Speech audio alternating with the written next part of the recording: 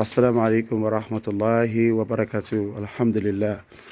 Mo wà ní àdúgbò kan tèmi ò mọ̀ bẹ̀ dáadáa, but mo fẹ́ kí bàbá ìkọ́kọ́ bá wa sọ́nà. Assalamu alaikum wa rahmatullahi wa barakatuh. Wa alaikum salam wa barakatuh.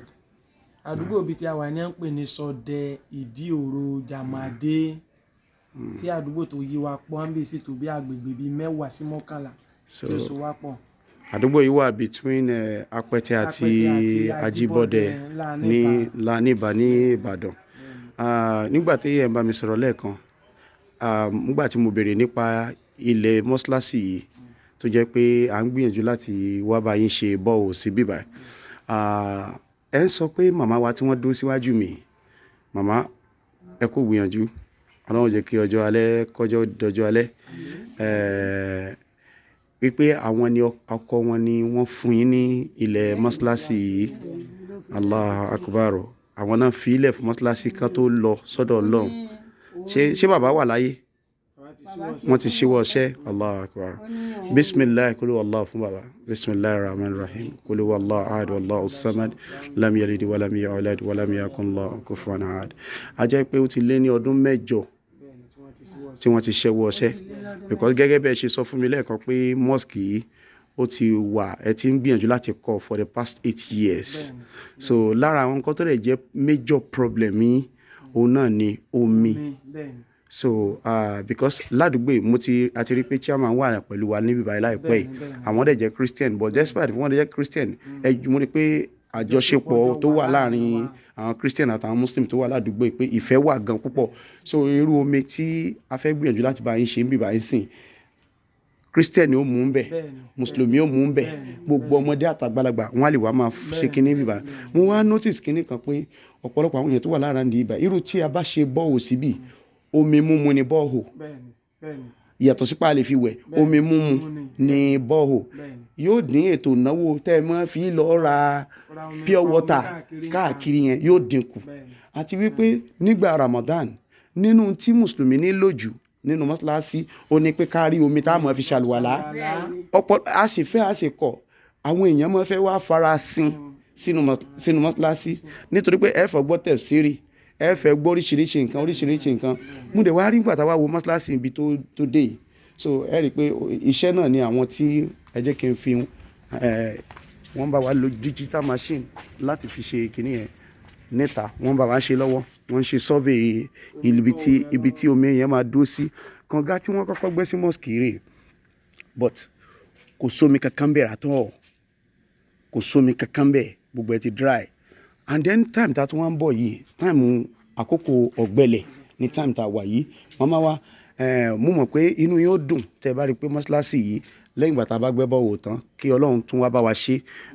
Mo fẹ́ kẹ́yìn náà bá wa báwọn èèyàn sọ̀rọ̀ pé kí wọ́n ràn wá lọ́wọ́ lórí ọ̀rọ̀ mọ́sálásí yìí, kárí mọ́sálásí kọ́ lọ́wọ́ kan náà. Àmín. Àmín. Àmín ya Allah. Rí i pé àwọn Ghana kà ń gbìyànjú. Masha Allah. Tó hàn sọ́mọ́ ní tó. Bẹ́ẹ̀ni. Kà ń gbìyànjú rẹ̀. Torí ètò ṣe dọ́ gímánù. Àǹtí rẹ̀ ń tó lóun fún apá àǹtí rẹ̀. Kó sì tó di pé bàbá táyà ń wí kó tó di pókó.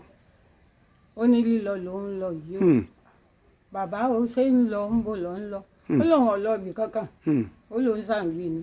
Ó ní ṣùgbọ́n ẹ kọ̀ fún mọ́sálásí ẹ mójútó ẹ mójútó mọ́sálásí. Bàbá ọkọ wọn tán fún yín ní ilẹ̀ yìí pé kẹ́ mójútó. Allahu Akbar. Láti bí ọdún 8 yẹn, tó bá jẹ́ pé bóyá a rí àwọn èèyàn tán lè bá wa tán lè ràn mọ́sálásí lọ́wọ́, láti bí ọdún 8 yẹn ó yẹ ká ti parí mọ́sálásí yìí. So nínú ọ̀rọ̀ tẹ́ sọ gan lẹ́ẹ̀kan pé ẹ jẹ́ kó yé mi pé ẹ sì ń jẹ́ bí like 50-something thousand lórí lintel kékeré tẹ́ raṣe tẹ́ sì ṣe síbẹ̀ yẹn. So which means pé a kàn raṣe tápá bẹ́ẹ̀, a sì tún ní tiwájú bí, a sì tún ní ti bíbá yìí. Then tẹ́ bá wá wò pílàsì pọ̀ kó náà ró lọ sókè nítorí pé wọ́n fẹ́ fi òkè yìí ṣe ibi táwọn obìnrin ti máa kírun ni, àbí?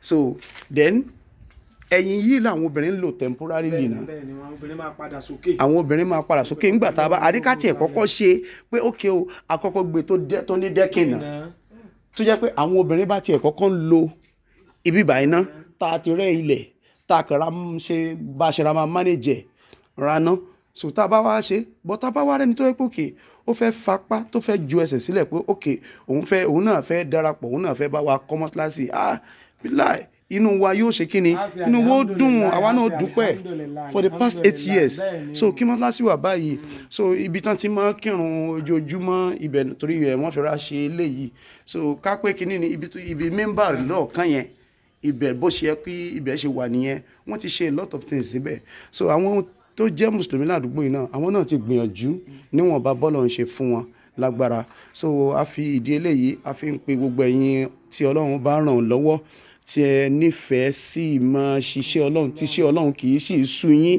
àfìgbà tẹ́ ẹ bá tó yanjú ẹ̀ tán Ọlọ́run bá Allah subhanahu wa ta'ala yóò parí ọ̀rọ̀ tí yín náà síbi tó dáa láyé ń bí àti lálùkìyámà so èmi náà dẹ̀ fẹ́ kọ́mẹ́ǹdì yín pé ẹ kú gbìyànjú àtẹ̀yìn àtàwọn jàmáà tó wà mọ́sálásí pẹ̀lú gbìyànjú bí tẹ́ ẹ ṣe dé yìí àwọn kan wọn ti ẹ̀ rí nǹkan tẹ́ ẹ ṣe wọn rí ìlàjì ẹ̀ ṣe rárá so tí mọ́sálásí bá wà nílẹ̀ àwọn ọmọ kéékèèké tán wà ládùúgbò yìí tó yẹ kán mọ̀ wá mọ́sálásí wọn ò mọ̀ wá mọ́sálásí láti wá máa kírun so wọn ò mọ̀ wá mọ́sálásí láti kírun so a fi àkókò yìí tún pe ẹ̀yin aláàánú ẹ jẹ́ kí n lọ ṣe recording last ẹ̀yin mò ń bọ̀ ní tèmi so bí ara àwọn kan tó fi hàn mí nì so ibi báyìí máa jẹ́ toilet fáwọn ọkùnrin so temporarily then ibi member yẹn nìyí then kí lorúkọ ẹ̀ ibi báyìí ni store ibi báyìí ni ibi tán máa kó bóyá ẹ ní no imam máa jókòó